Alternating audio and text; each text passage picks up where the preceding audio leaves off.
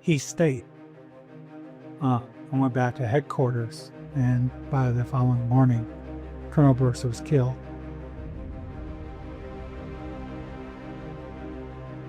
So, for me, one of your earlier questions, when he died, the other 150 died. There was no one. And then they turned that to the last 4 firing days. So, why me?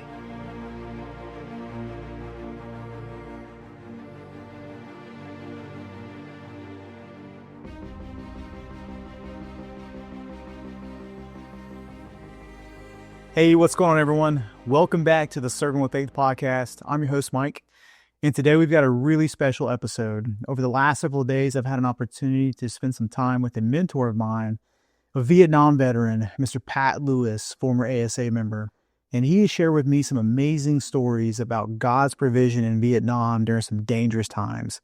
Check this story out and let me know what you think. There was a particular instance, and there were multitudes of different things I saw God's provision. And, I was a young kid. It's just the way it was. I didn't have vast experience in the world and so forth. I was 18 years old, and I had great responsibilities given to me because of the mission that I was involved with. And for the military people that may be hearing this, everyone knows what a forward firing base is. And they were a little different in Vietnam because of geography, but also because of what was controlled by South Vietnamese versus the North Vietnamese. And so we had our standard practice will be to set those up basically in a semi-triangle about 15 miles apart. And the reason for that is with the 155 howitzer, they you roughly have a limit about 15 miles out that they can fire to. And for ones who may not be in that particular part of the service, it's, basically a 100-pound bomb, and they're fired and they're very accurate, So if you imagine a triangle where this one is here and this one's here and here, you get about a 45-mile potential coverage to both be offensive but also defensive. Sure. And so, but in the situation I was in, these are very small firing bases. They generally had about 150 people, in this case, South Vietnamese, because of the role I was an advisor to them. And there was a military colonel, Colonel Brooks, who had the responsibility for the tactical side of things, and I was involved in military intelligence and developed my 3 guys who were Vietnamese. And so there were 2 Americans to about 150 people. So as it turned out, as I was doing the role that was mine, there was a push from the North Vietnamese to try to take over Saigon in 1971, 72. And they did that by bringing supplies in through Laos and Cambodia. And then if you look at a map, there's a staging point to where it would provide the closest access to go directly into Saigon to take over the capital. And that didn't happen until we left in 75. Sure. But what ended up happening is they had captured the 1 or 4 firing base artillery, and there's 3 pieces at the, each of these 4 firing bases. And so I was doing my task, and Colonel Brooks was doing his.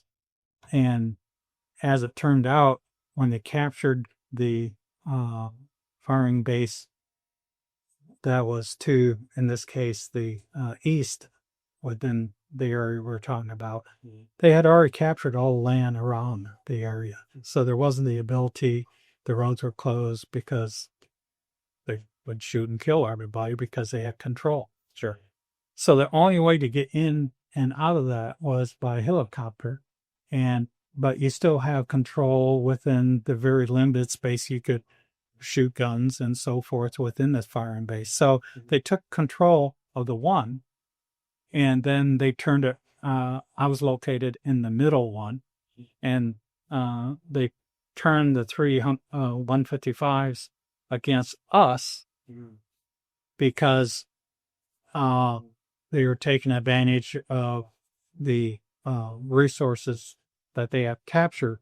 And so within about an hour and a half, we took 150 100-pound bombs within size of about 2, maybe 3 football fields. Yeah. And so when you consider the coverage that they turned us against because they're very accurate, it was really bad. Okay. Yeah. And so I captured some information because of my role, and didn't have time to decipher the information that I captured.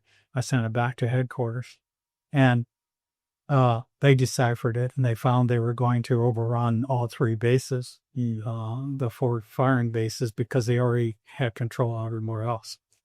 And so they notified Colonel Brooks, being the lead commander in Ball, and I was still doing my task, which was collecting other information.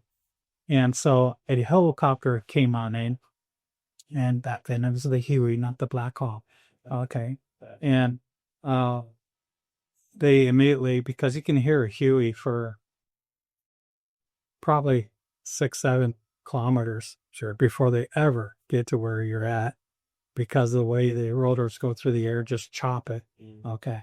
And so they aren't silent at all. They would go maximum speed over, in this case, the rubber plantations. And because if something's up in the air based upon speed, you can lead it from trying to shoot from the ground out. Yeah. And you're much more likely to maybe cause damage. If you're at treetop, by the time something's doing 150 mile per hour and it gets to your position and it's treetop, it's zoom. And, you don't have any time to do that. So the helicopter we heard, it came on in. They're under fire both from, machine guns and mortars and the surrounding territory they had already taken in hand. We had just been through the 150 rounds of the 155 in this very small area. And they have full rotor speed going. It's almost like a touch and go. Mm-hmm. And what you have to do is you have to load on all the wounded that you can that have any hope of surviving the trip.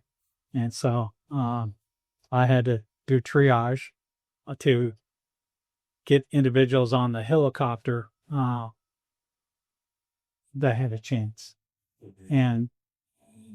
And you can't imagine watching somebody who doesn't have a chance and being barred from getting on because he's taking a spot that someone else can live. Yeah. And him realizing what's going on, okay, and give up all hope because he knows it's just going to meet the guy. Yeah. And so you get on people who can, well, all helicopters and, any kind of,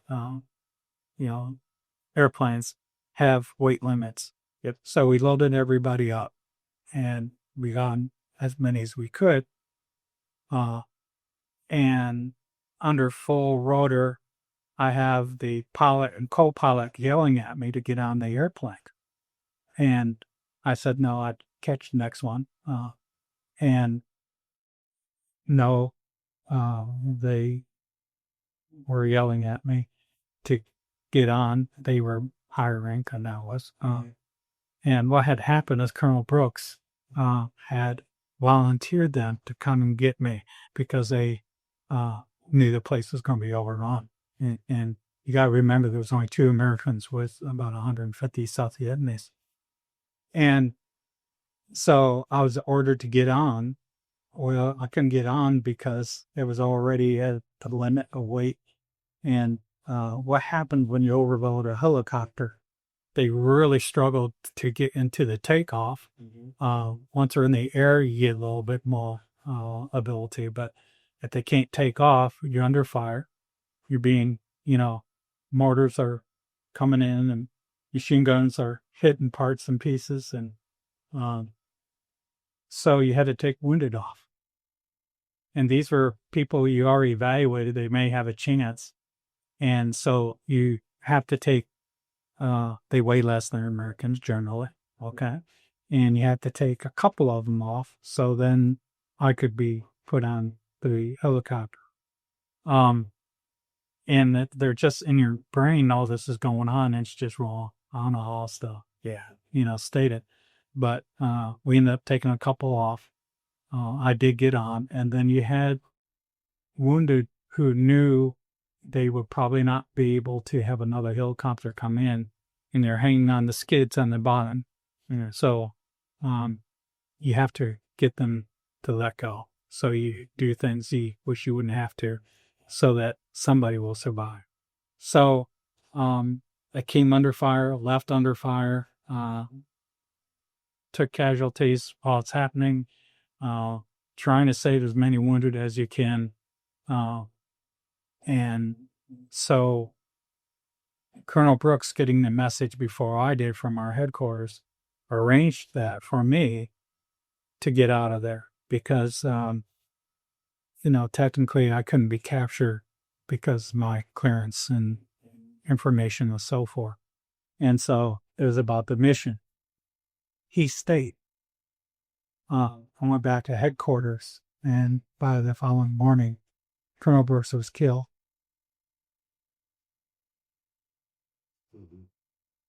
So, for me, one of your earlier questions, when he died, the other 150 died. There was no one by. Yeah. And then they turned that to the last 4 firing days. So, why me? But what happened is Colonel Brooks became a type of Christ. That's going to be hard for people to understand what I'm saying. Sure.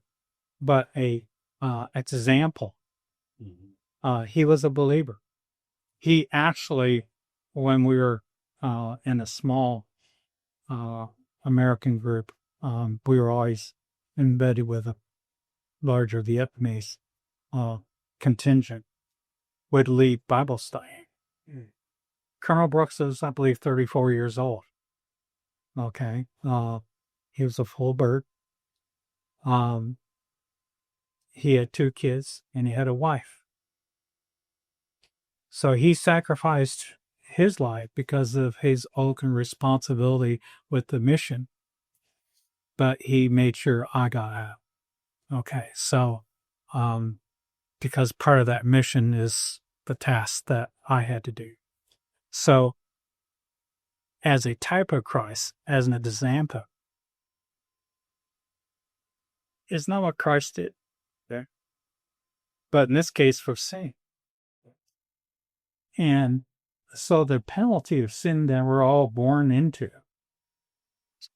and this isn't a statement about, us questioning why God did things the way he did, but the reality is God is the Trinity, Father, Son, and Holy Spirit. The Son gave up his rights to the aspect of being God.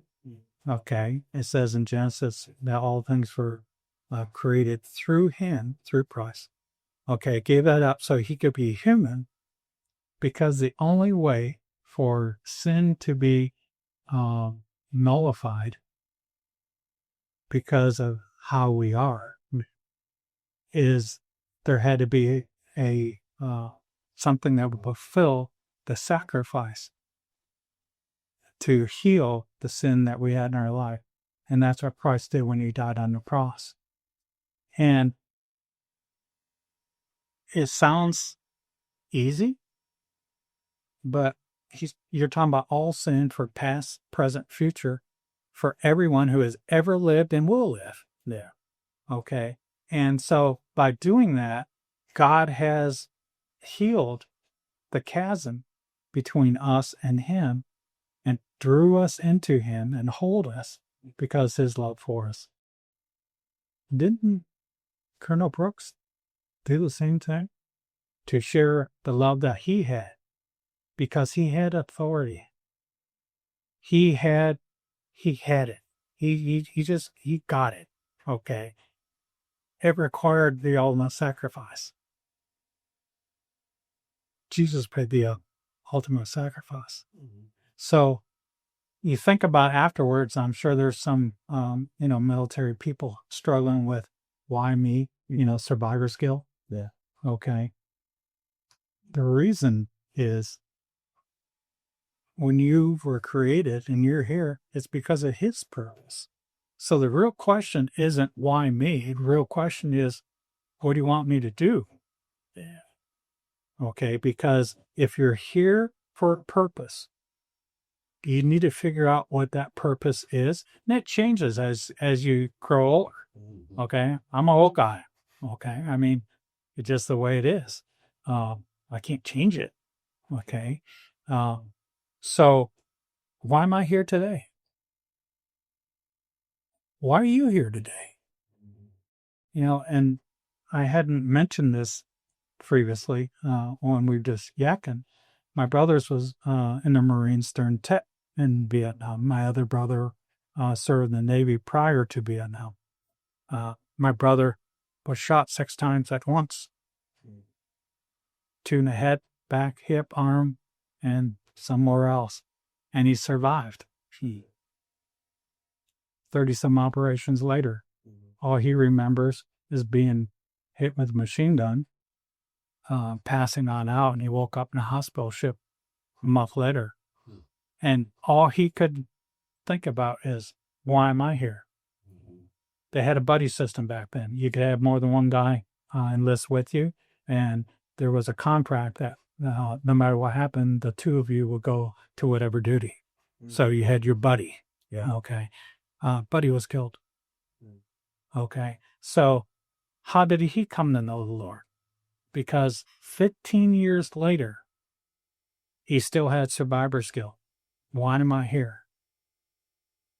And he figured out the reason he was here, obviously, was because God willed that to happen and he had a purpose for his life.